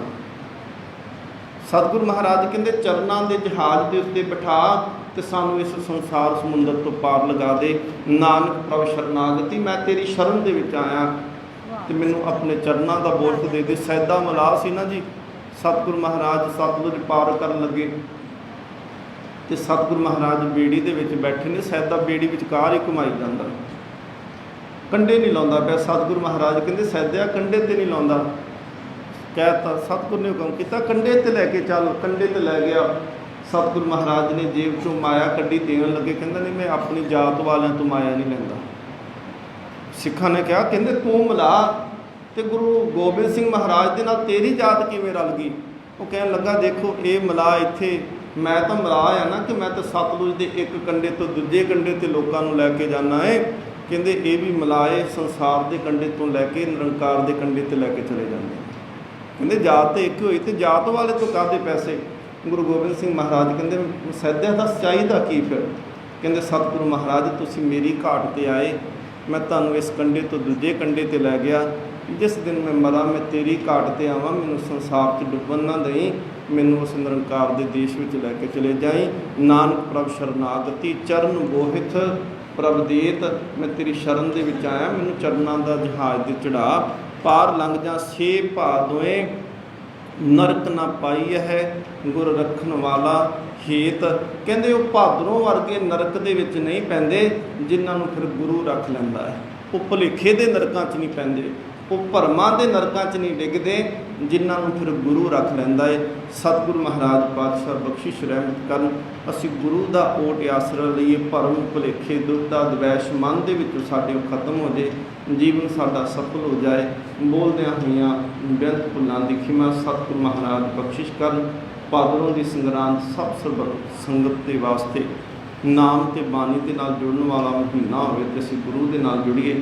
ਬੋਲਦਿਆਂ ਹੋਈਆਂ ਬੇਅੰਤ ਭੁੱਲਾਂ ਦੀ ਖਿਮਾ, ਸਾਰੀ ਸੰਗਤ ਦਾ ਧੰਨਵਾਦ।